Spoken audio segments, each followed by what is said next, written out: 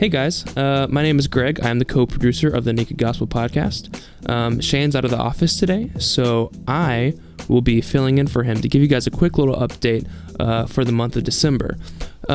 So what we're doing this month is we're taking a quick little break to give ourselves some rest and to kind of enjoy the holidays a little bit, and not to worry about publishing a podcast once a week and everything. But instead, we're going to be posting snippets from different podcasts, so different highlights from podcasts in the past throughout the month.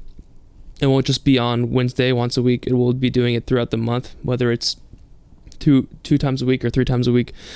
We just want to continue to pour into you guys and remind you of how good the Lord is and how blessed we are to spread this message.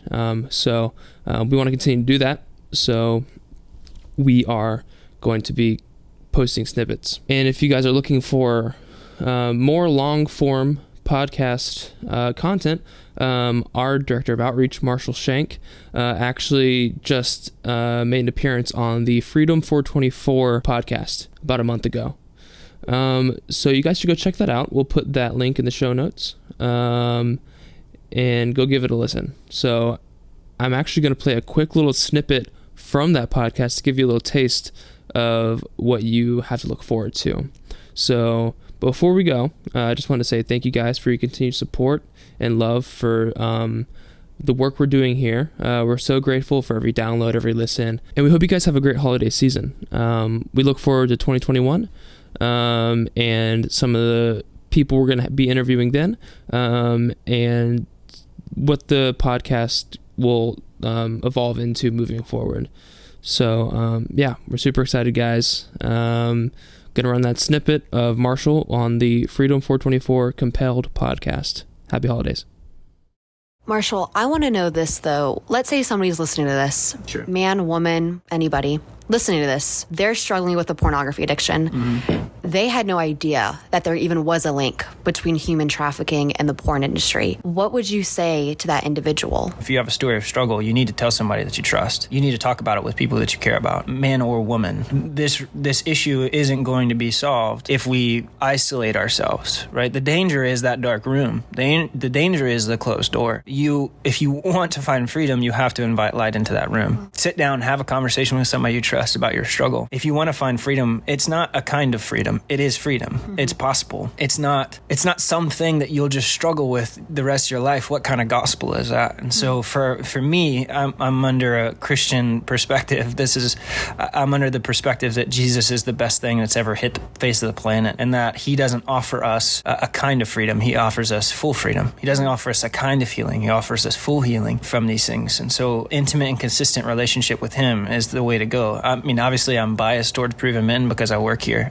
That is what our studies do. We have Proven Men and Proven Women for pornography addiction. And if your wife listening to this who is struggling with your husband's struggle and how to cope with that, we have Proven Wives. It's a 6-week devotional, which is awesome. Obviously I'm privy to us. It's designed just to do that, right? Get you connected with people where you can confess and you can pray with one another so that you may be healed. And it connects you to an intimate and consistent relationship with Jesus on a daily basis. That's where freedom's found. And then you have to bring other people along your journey, right? The only reason that I'm sitting here as the executive director of Proven Men is because it changed my life. And I walked away from a 12-year pornography addiction, and it was arduous, right? As now not a married man and then a married man, having to tell my wife 3 months in, I've been watching pornography since we've been married, and I needed to tell you that. And the first words out of her mouth were, "How can I help?" And I didn't know how much of a blessing that was until I worked here long enough to know that that's a blessing, to have a wife who's on your side. And so now my response has to be leading other men out of that trap. I don't know another way to live. I don't know how I could just ignore the fact that there's